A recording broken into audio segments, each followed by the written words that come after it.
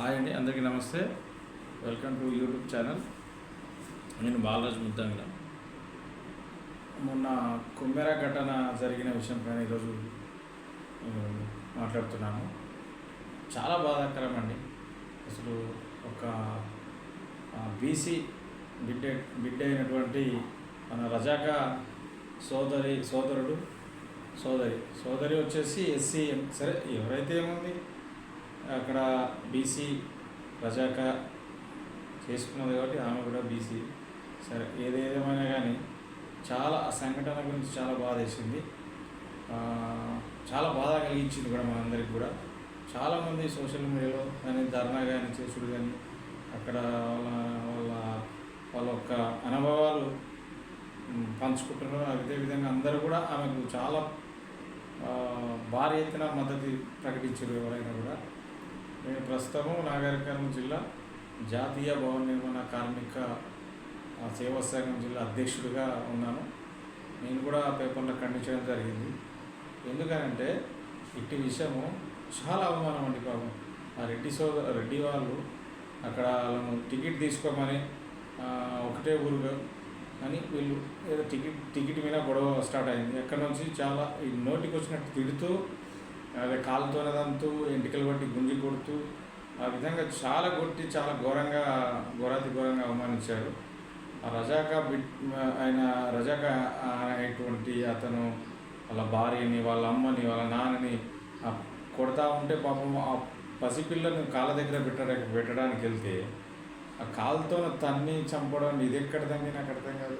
వెనకట్లేదో దొరల పరిపాలన జరిగినట్టు ఈ పరిపాలన ఈ విధంగా చేసుడు చాలా బాధాకరం.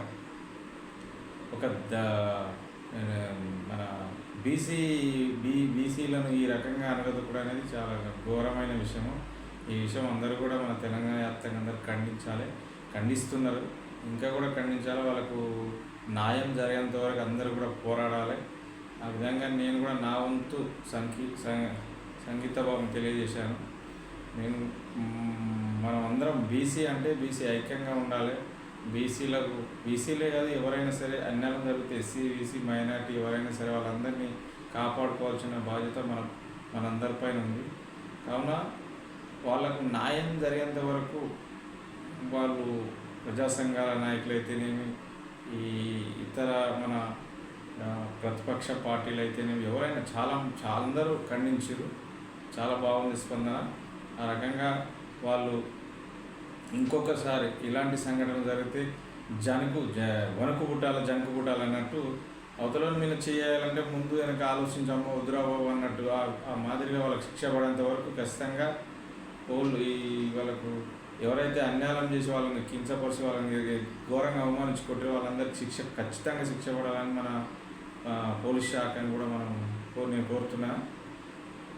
మన తెలంగాణ ఇప్పుడు ఉన్న కాంగ్రెస్ ప్రభుత్వం కూడా బాధితులకు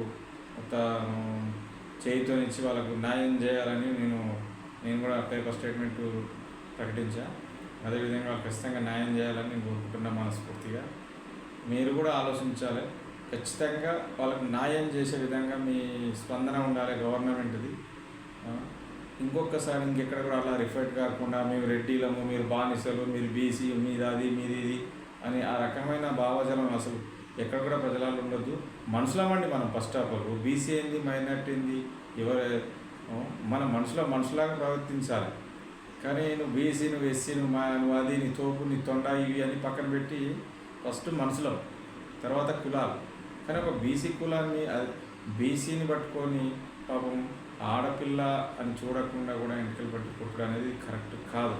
ఫస్ట్ ఆఫ్ ఆల్ పోలీసు వారికి విజ్ఞప్తి, వాళ్ళు ఎవరైతే వాళ్ళను కించపరిచి కొట్టిన వారిని ఖచ్చితంగా పోలీసులు కేసు కట్టి వాళ్ళను రిమాండ్కి తరలించాలి. 8 మంది అంటున్నారు. 8 మందిలో ఎవరెవరు ఏం చేసి ఖచ్చితంగా మీరు దాని మీద చర్య తీసుకొని కేసు కట్టి జైలు వాళ్ళకి రిమాండ్ తరలించి బాధితులకు తగిన న్యాయం చేయాలని నేను మనస్ఫూర్తిగా కోరుకుంటున్నాను. ఇట్లు బాలరాజు ముద్దంగల, నాగర్ కర్నూలు.